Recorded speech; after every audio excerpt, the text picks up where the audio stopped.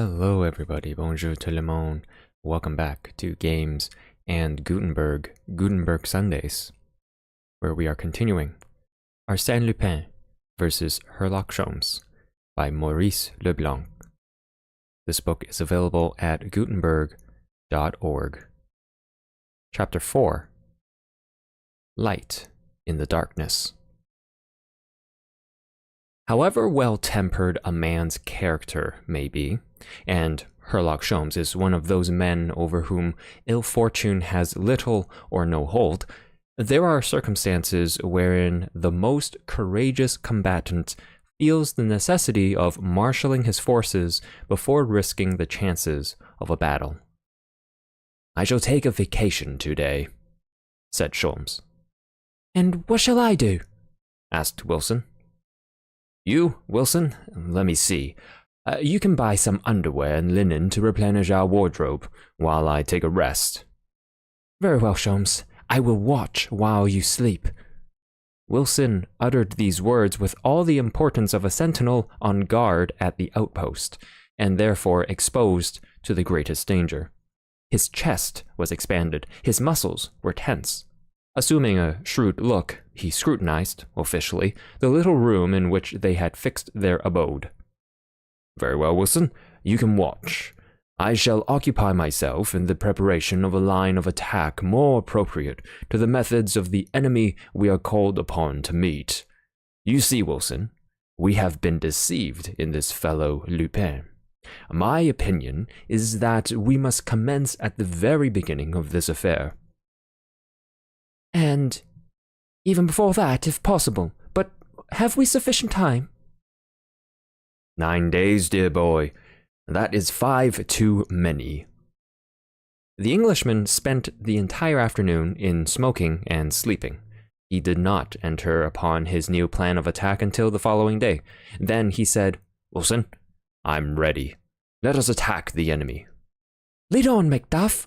exclaimed Wilson in full of martial ardor. "I wish to fight in the front rank. Oh, have no fear. I shall do credit to my king and country, for I am an Englishman." In the first place, Sholmes had 3 long and important interviews with Monsieur d'Etienne, whose rooms he examined with the greatest care and precision, with Suzanne Gerbois, whom he questioned in regard to the blonde lady, and with Sister Auguste, who had retired to the convent of the Visitandines since the murder of Baron d'Hautrec. At each of these interviews, Wilson had remained outside, and each time he asked, "Satisfactory?" "Quite so." "I was sure we were on the right track." They paid a visit to the 2 houses adjoining that of the late Baron d'Hautrec in the Avenue Henri Martin. Then they visited the Rue Clapeyron, and while he was examining the front of number 25, Sholmes said, "All these houses must be connected by secret passages, but I can't find them." For the first time in his life, Wilson doubted the omnipotence of his famous associate. Why did he now talk so much and accomplish so little? "Why?" exclaimed Sholmes, in answer to Wilson's secret thought. "Because, with this fellow Lupin, a person has to work in the dark, and instead of deducting the truth from established facts, a man must extract it from his own brain, and afterward learn if it is supported by the facts in this case." "But what about the secret passages?" "They must exist. But even though I should discover them and thus learn how Arsène Lupin made his entrance to the lawyer's house and how the blonde lady escaped from the house of Baron d'Hautrec after the murder, what good would it do? How would it help me? Would it furnish me with a weapon of attack?" "Let us attack him just the same," exclaimed Wilson, who had scarcely uttered these words when he jumped back with a cry of alarm. Something had fallen at their feet. It was a bag filled with sand, which might have caused them serious injury if it had struck them. Sholmes looked up. Some men were working on a scaffolding attached to the balcony at the 5th floor of the house. He said, We were lucky. One more step, and that heavy bag would have fallen on our heads. I wonder if, moved by sudden impulse, he rushed into the house, up the 5 flights of stairs, rang the bell, pushed his way into the apartment, to the great surprise and alarm of the servant, who came to the door, and made his way to the balcony in front of the house. But there was no one there. "Where are the workmen who were here a moment ago?" he asked the servant. "They have just gone." "Which way did they go?" "By the servants' stairs." Sholmes leaned out of the window. He saw 2 men leaving the house carrying bicycles. They mounted them and quickly disappeared around the corner. "How long have they been working on this scaffolding?"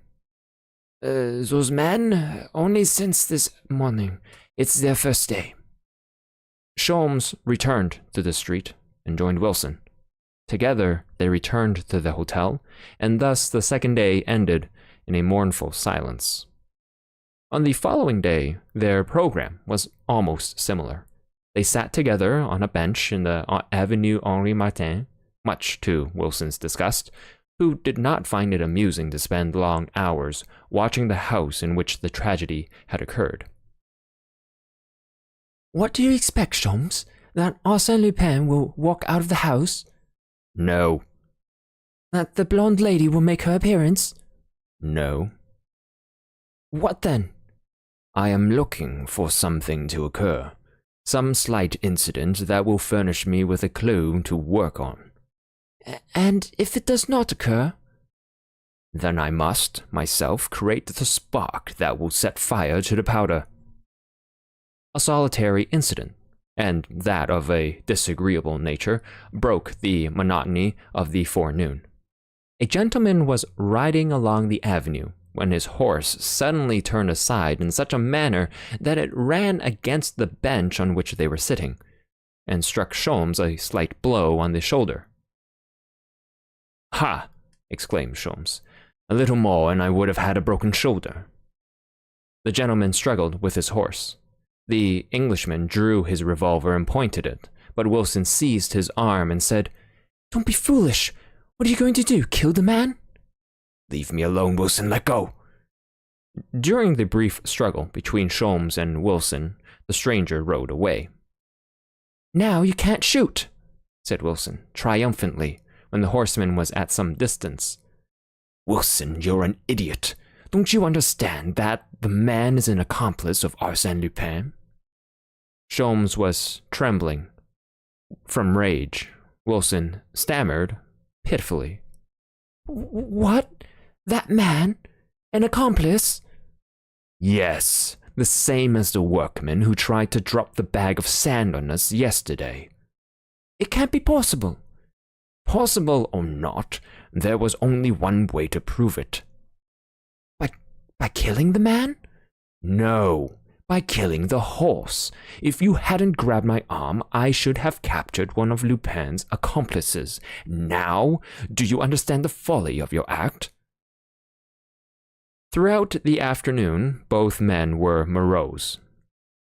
They did not speak a word to each other. At 5 o'clock, they visited the Rue Clapeyron, but were careful to keep at a safe distance from the houses.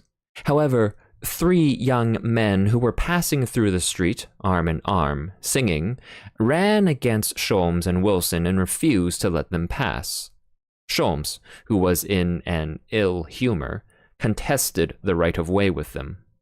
After a brief struggle, Sholmes resorted to his fists. He struck one of the men a hard blow on the chest, another a blow in the face, and thus subdued 2 of his adversaries. Thereupon, the 3 of them took to their heels and disappeared.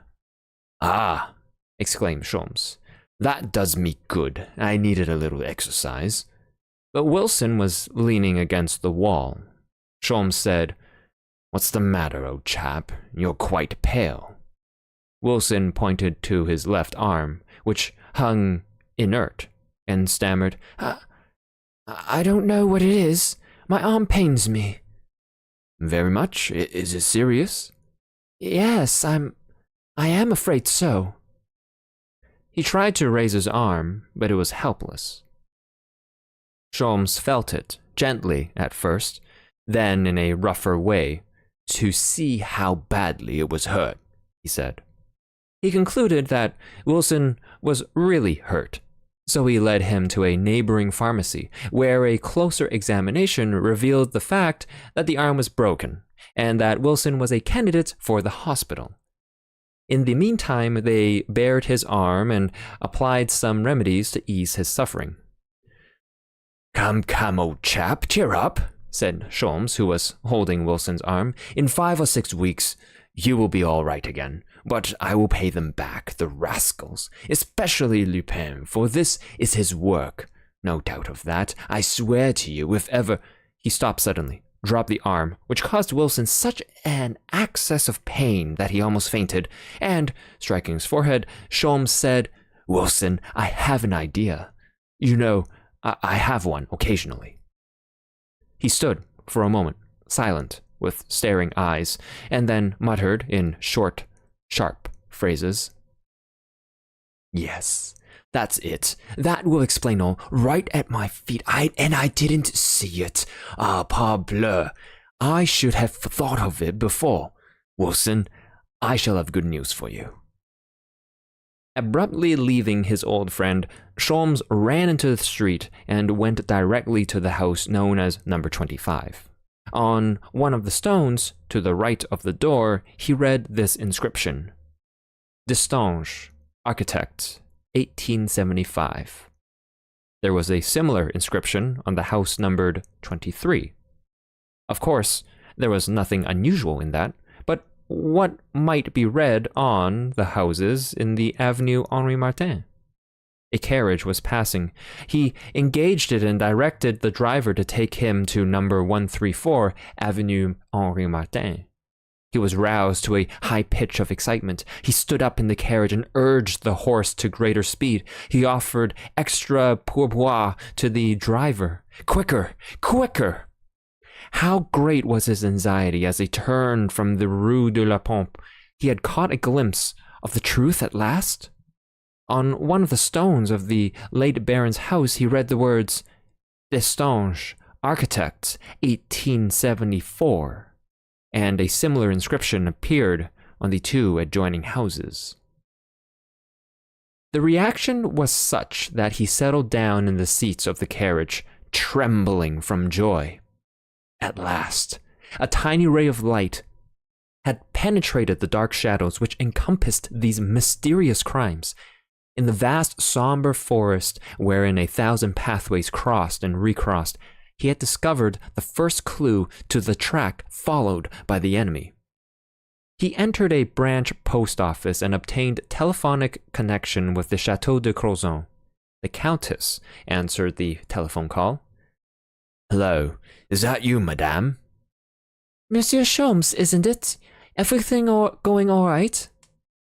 "Quite well, but I wish to ask you one question. Hello." "Yes, I hear you." "Tell me, when was the Château de Crozon built?" It was destroyed by fire and rebuilt about 30 years ago." "Who built it and in what year?" "There is an inscription on the front of the house which reads, Lucien Destange, architect, 1877. "Thank you, madame. That is all. Goodbye." He went away, murmuring, "Destange. Lucien Destange. That name has a familiar sound." He noticed a public reading room, entered, consulted a dictionary of modern biography, and copied the following information. Lucien Destange, born 1840, Grand Prix de Rome, officer of the Legion of Honor, author of several valuable books on architecture, etc. Then he returned to the pharmacy and found that Wilson had been taken to the hospital.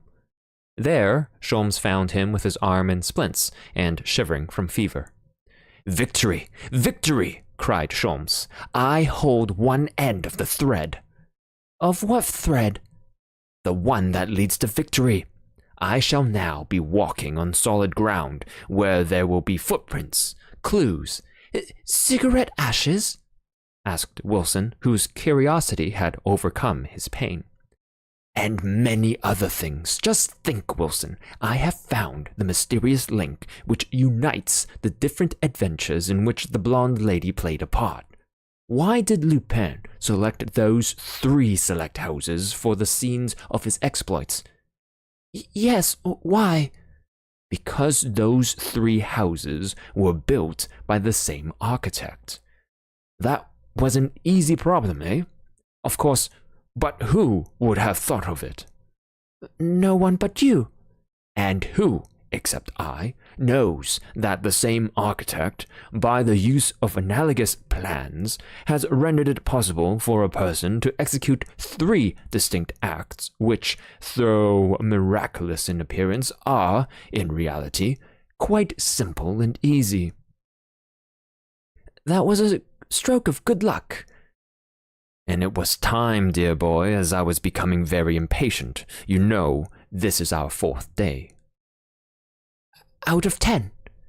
Oh, after this. Sholmes was excited, delighted, and gayer than usual. And when I think that these rascals might have attacked me in the street and broken my arm, just as they did yours, isn't that so, Wilson? Wilson simply shivered at the horrible thought. Sholmes continued, We must profit by the lesson.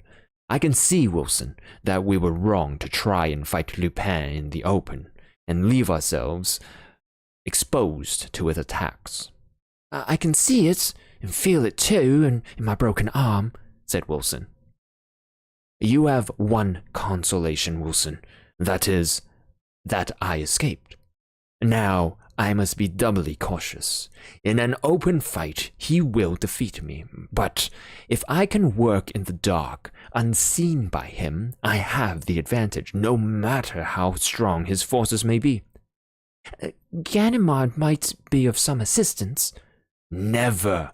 On the day that I can truly say Arsène Lupin is there, I show you the quarry, and how to catch it.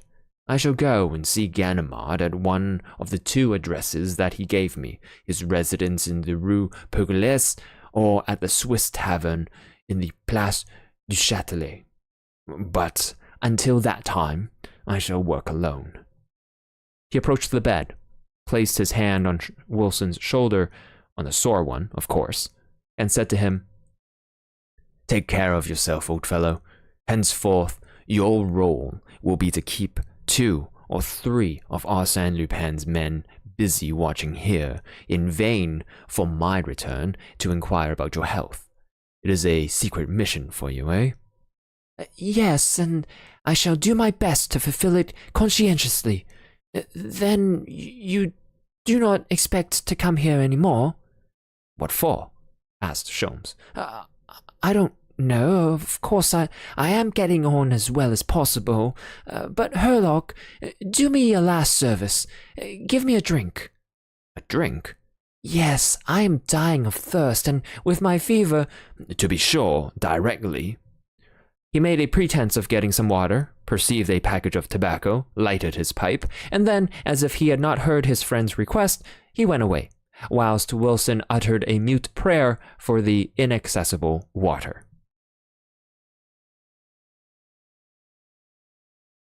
Monsieur Destange!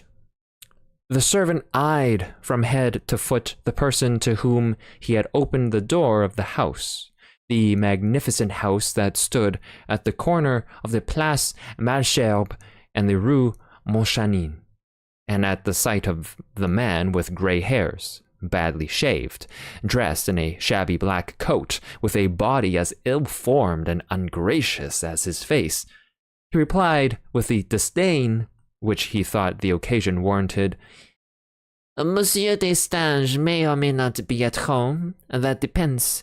Has Monsieur a card? Monsieur did not have a card. But he had a letter of introduction, and, after the servant had taken the letter to Monsieur Destange, he was conducted into the presence of that gentleman who was sitting in a large circular room or rotunda, which occupied one of the wings of the house. It was a library, and contained a profusion of books and architectural drawings. When the stranger entered, the architect said to him, You are Monsieur Stickman? Yes, monsieur.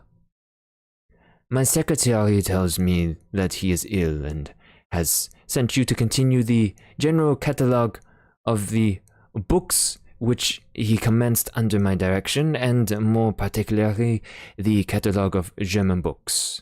Are you familiar with that kind of work?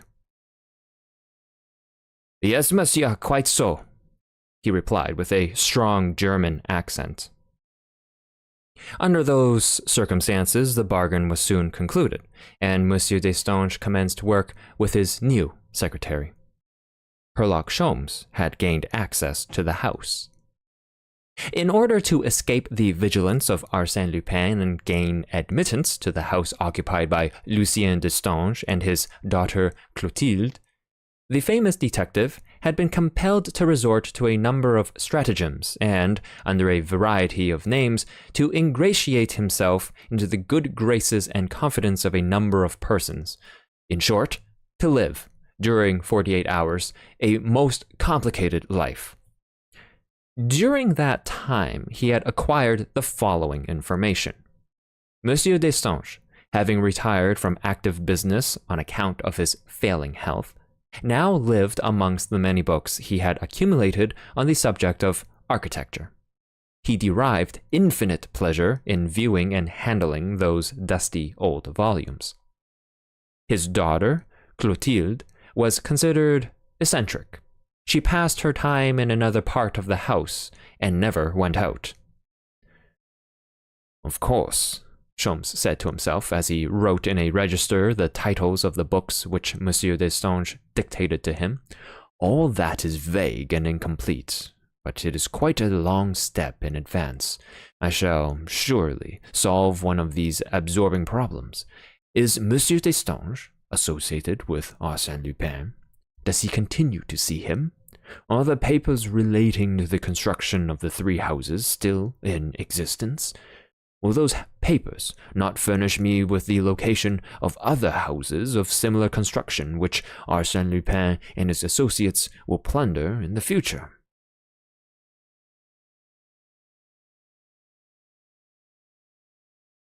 Monsieur Destange, an accomplice of Arsène Lupin. That venerable man, an officer of the Legion of Honor, working in league with a burglar. Such an idea was absurd. Besides, if we concede that such a complicity exists, how could Monsieur Destange 30 years ago have possibly foreseen the thefts of Arsène Lupin, who was then an infant? No matter. The Englishman was implacable, implacable. With his marvelous scent and that instinct which never fails him, he felt that he was in the heart of some strange mystery. Ever since he had first entered the house, he had been under the influence of that impression, and yet he could not define the grounds on which he based his suspicions. Up to the morning of the second day, he had not made any significant discovery. At 2 o'clock of that day, he saw Clotilde Destange for the first time. She came to the library in search of a book. She was about 30 years of age. A brunette, slow and silent in her movements, with features imbued with that expression of indifference which is the characteristic of people who live a secluded life. She exchanged a few words with her father, and then retired, without even looking at Sholmes. The afternoon dragged out monotonously. At 5 o'clock, Monsieur Destange announced his intention to go out. Sholmes was alone on the circular gallery that was constructed about 10 feet above the ground of the rotunda. It was almost dark. He was on the point of going out when he heard a slight sound and, at the same time, experienced the feeling that there was someone in the room. Several minutes passed before he saw or heard anything more. Then he shuddered. A shadowy form emerged from the gloom, quite close to him, upon the balcony. It seemed incredible. How long had this mysterious visitor been there? Whence did he come? The strange man descended the steps and went directly to a large oaken cupboard. Sholmes was a keen observer of the man's movements. He watched him searching amongst the papers with which the cupboard was filled. What was he looking for? Then the door opened and Mademoiselle Destange entered, speaking to someone who was following her. So, you have decided not to go out, father? Then I will make a light. 1 second, do not move. The strange man closed the cupboard and hid in the embrasure of a large window, drawing the curtains together. Did Mademoiselle Destange not see him? Did she not hear him? Calmly, she turned on the electric lights. She and her father sat down close to each other. She opened a book she had brought with her and commenced to read. After the lapse of a few minutes, she said, Your secretary has gone. Yes, I don't see him. Do you like him as well as you did the first? She asked, as if she were not aware of the illness of the real secretary and his replacement by Stickman. Oh, yes. Monsieur Destange's head bobbed from one side to the other. He was asleep. The girl resumed her reading. A moment later, one of the window curtains was pushed back, and the strange man emerged and glided along the wall toward the door, which obliged him to pass behind Monsieur Destange, but in front of Clotilde, and brought him into the light so that Herlock Sholmes obtained a good view of the man's face. It was Arsène Lupin. The Englishman was delighted. His forecast was verified. He had penetrated to the very heart of the mystery, and found Arsène Lupin to be the moving spirit in it. Clotilde had not yet displayed any knowledge of his presence, although it was quite improbable that any movement of the intruder had escaped her notice. Lupin had almost reached the door, and, in fact, his hand was already seeking the doorknob, when his coat brushed against a small table and knocked something to the floor. Monsieur Destange awoke with a start. Arsène Lupin was already standing in front of him, hat in hand, smiling. Maxime Bermond, exclaimed Monsieur Destange joyfully. My dear Maxime, what a lucky chance brings you here. Is you wish to see you and Mademoiselle Destange. When did you return from your journey? Yesterday. You must stay to dinner. No, thank you. I am sorry, but I have an appointment to dine with some friends at a restaurant. Come, tomorrow then. Clotilde, you must urge him to come tomorrow. Oh, my dear Maxime, I thought of you many times during your absence. Really? Yes, I went through all my old papers in that cupboard and found our last statement of account. What account?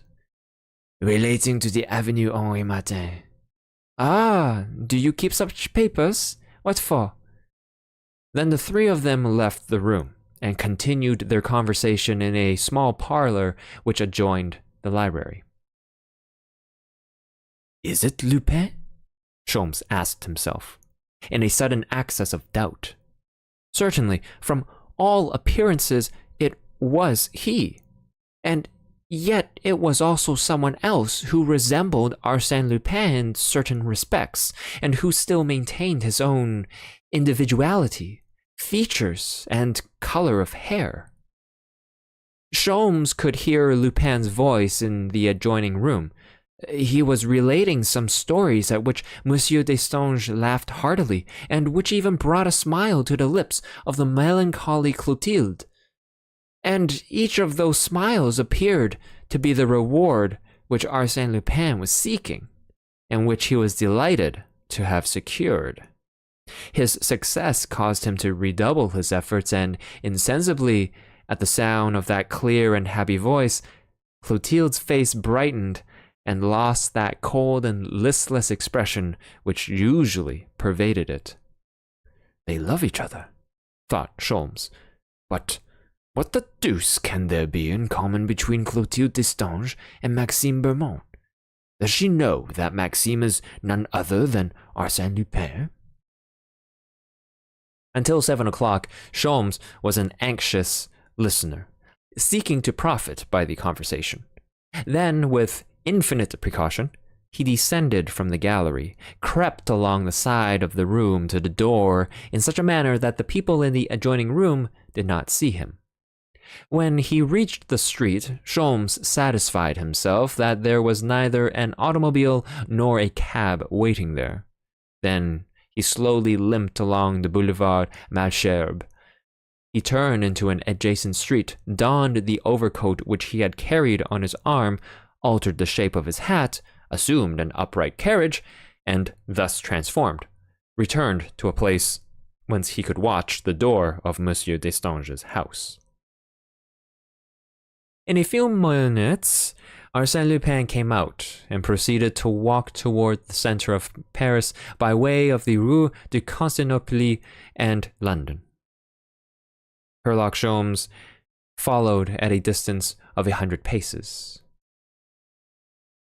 Exciting moments for the Englishman. He sniffed the air eagerly like a hound following a fresh scent. It seemed to him a delightful thing thus to follow his adversary. It was no longer Herlock Sholmes who was being watched, but Arsène Lupin, the invisible Arsène Lupin. He held him, so to speak, within the grasp of his eye, by an imperceptible bond that nothing could break, and he was pleased to think that the quarry belonged to him.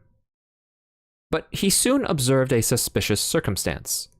In the intervening space between him and Arsène Lupin, he noticed several people traveling in the same direction, particularly 2 husky fellows in slouch hats on the left side of the street, and 2 others on the right wearing caps and smoking cigarettes.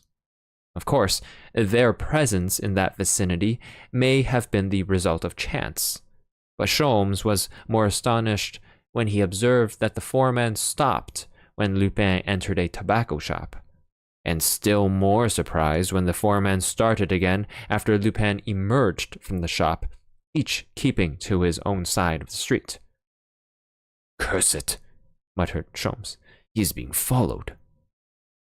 He was annoyed at the idea that others were on the trail of Arsène Lupin, that someone might deprive him, not of the glory, he cared little for that, but of the immense pleasure of capturing, single-handed, the most formidable enemy he had ever met.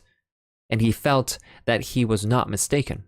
The men presented to Sholmes' experienced eye the appearance and manner of those who, while regulating their gait to that of another, wished to present a careless and natural air.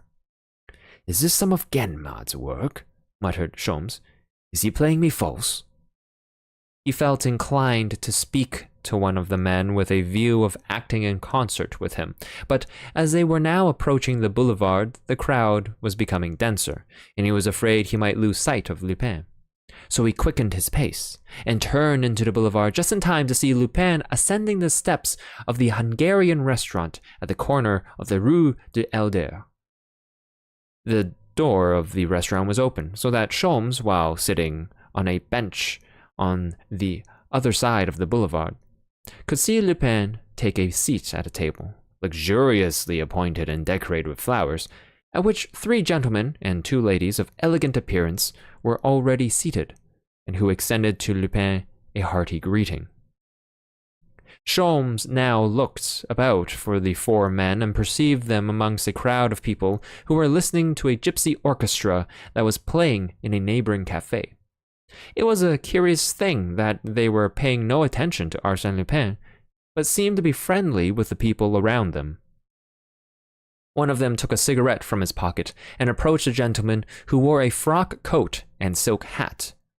The gentleman offered the other his cigar for a light, and Sholmes had the impression that they talked to each other much longer than the occasion demanded. Finally, the gentleman approached the Hungarian restaurant, entered, and looked around. When he caught sight of Lupin, he advanced and spoke to him for a moment. Then he took a seat at an adjoining table. Sholmes now recognized this gentleman as the horseman who had tried to run him down in the Avenue Henri Martin. Then Sholmes understood that these men were not tracking Arsène Lupin. They were part of his band. They were watching over his safety. They were his bodyguard, his satellites, his vigilant escort. Wherever danger threatened Lupin, these confederates were at hand to avert it, ready to defend him. The 4 men were accomplices. The gentleman in the frock coat was an accomplice. These facts furnished the Englishman with food for reflection. Would he ever succeed in capturing that inaccessible individual? What unlimited power was possessed by such an organization, directed by such a chief? He tore a leaf from his notebook, wrote a few lines in pencil, which he placed in an envelope, and said to a boy about 15 years of age who was sitting on the bench beside him, "Here, my boy, take a carriage and deliver this letter to the cashier of the Swiss tavern, Place du Châtelet. Be quick." He gave him a 5-franc piece. The boy disappeared.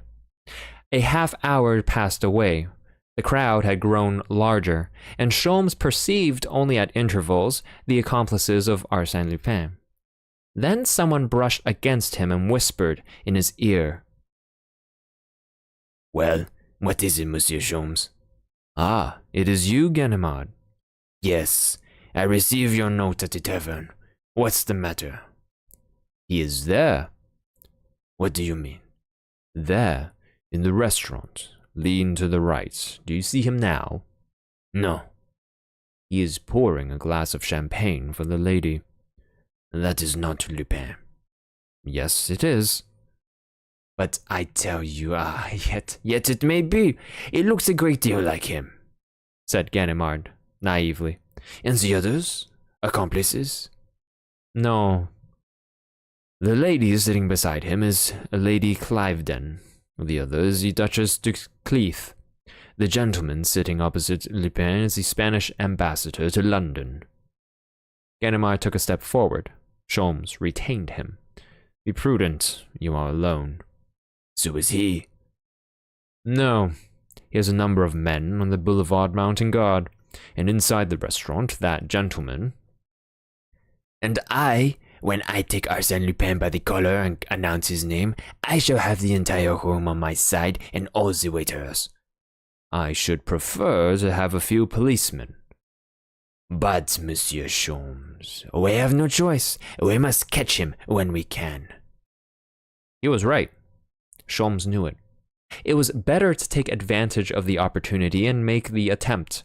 Sholmes simply gave this advice to Ganimard: "Conceal your identity as long as possible." Sholmes glided behind a newspaper kiosk, whence he could still watch Lupin, who was leaning toward Lady Cliveden, talking and smiling. Ganimard crossed the street, hands in his pockets, as if he were going down the boulevard. But when he reached the opposite sidewalk, he turned quickly and bounded up the steps of the restaurant. There was a shrill whistle. Ganimard ran against the head waiter, who had suddenly planted himself in the doorway and now pushed Ganimard back with a show of indignation, as if he were an intruder whose presence would bring disgrace upon the restaurant. Ganimard was surprised. At the same moment, the gentleman in the frock coat came out. He took the part of the detective and entered into an exciting argument with the waiter. Both of them hung on to Ganimard, one pushing him in, the other pushing him out, in such a manner that, despite all his efforts and despite his furious protestations, the unfortunate detective soon found himself on the sidewalk. The struggling men were surrounded by a crowd. 2 policemen, attracted by the noise, tried to force their way through the crowd, but entered a mysterious resistance and could make no headway through the opposing backs and pressing shoulders of the mob. But suddenly, as if by magic, the crowd parted and the passage to the restaurant was clear. The head waiter, recognizing his mistake, was profuse in his apologies. The gentleman in the frock coat ceased his efforts on behalf of the detective. The crowd dispersed, the policeman passed on, and Ganimard hastened to the table at which the 6 guests were sitting. But now there were only 5. He looked around. The only exit was the door. "The person who was sitting here," he cried to the 5 astonished guests. "Where is he?" Monsieur Descaux? No, Arsène Lupin. A waiter approached and said, The gentleman went upstairs. Ganimard rushed up in the hope of finding him. The upper floor of the restaurant contained private dining rooms and had a private stairway leading to the boulevard. No use looking for him now, muttered Ganimard. He's far away by this time. He was not far away. 200 yards at most, in the Madeleine Bastille omnibus, which was rolling along very peacefully with its 3 horses across the Place de l'Opéra toward the Boulevard des Capucines. 2 sturdy fellows were talking together on the platform. On the roof of the omnibus near the stairs, an old fellow was sleeping. It was Herlock Sholmes. With bobbing head rocked by the movement of the vehicle, the Englishman said to himself, "If Wilson could see me now, how proud he would be of his collaborator. Bah, it was easy to foresee that the game was lost as soon as the man whistled. Nothing could be done but watch the exits and see that our man did not escape. Really, Lupin makes life exciting and interesting." At the terminal point, Herlock Sholmes, by leaning over, saw Arsène Lupin leaving the omnibus, and as he passed in front of the men who formed his bodyguard, Sholmes heard him say, "À l'étoile." "À l'étoile exactly, a rendezvous. I shall be there," thought Sholmes. "I will follow the 2 men." Lupin took an automobile, but the men walked the entire distance, followed by Sholmes. They stopped at a narrow house, number 40 Rue Chalgrin, and rang the bell. Sholmes took his position in the shadow of a doorway whence he could watch the house in question. A man opened one of the windows on the ground floor and closed the shutters, but the shutters did not reach to the top of the window. The impost was clear. At the end of 10 minutes, a gentleman rang at the same door, and a few minutes later, another man came. A short time afterward, an automobile stopped in front of the house, bringing 2 passengers, Arsène Lupin, and a lady concealed beneath a large cloak and a thick veil. "The blonde lady, no doubt," said Sholmes to himself, as the automobile drove away. Herlock Sholmes now approached the house, climbed to the window ledge, and, by standing on tiptoe, he was able to see through the window above the shutters. What did he see? Arsène Lupin, leaning against the mantel, was speaking with considerable animation. The others were grouped around him, listening to him attentively. Amongst them, Sholmes easily recognized the gentleman in the frock coat, and he thought one of the other men resembled the head waiter of the restaurant. As to the blonde lady, she was seated in an armchair with her back to the window. "They are holding a consultation," thought Sholmes. "They are worried over the incident at the restaurant and are holding a council of war. Ha! What a master stroke it would be to capture all of them at one fell stroke." One of them, having moved toward the door, Sholmes leapt to the ground and concealed himself in the shadow. The gentleman in the frock coat and the head waiter left the house. A moment later, a light appeared at the windows of the first floor, but the shutters were closed immediately, and the upper house of the room was dark as well as the lower. "Lupin and the woman are on the ground floor. The 2 confederates live on the upper floor," said Sholmes. Sholmes remained there the greater part of the night, fearing that if he went away, Arsène Lupin might leave in his absence. At 4 o'clock, seeing 2 policemen at the end of the street, he approached them, explained the situation, and left them to watch the house. He went to Ganimard's residence in the Rue Pergolese and wakened him.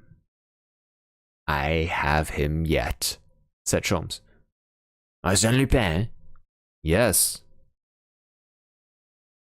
"If you haven't got any better hold on him than you had a while ago, I might as well go back to bed, but we may as well go to the station house."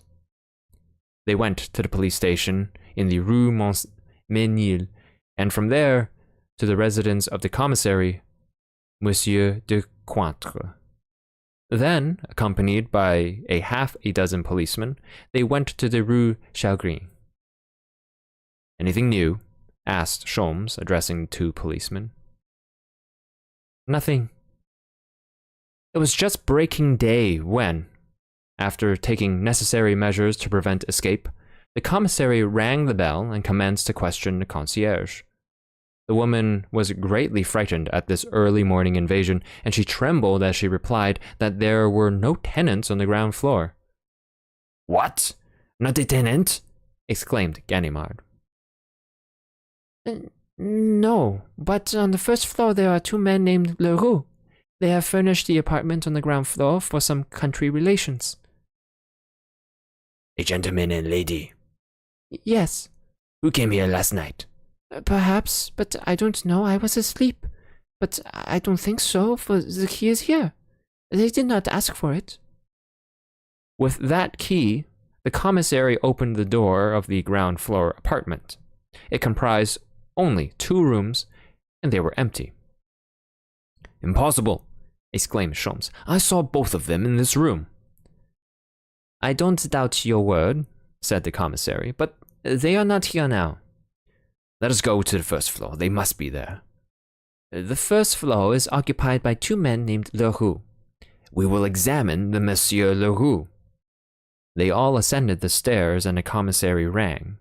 At the second ring, a man opened the door.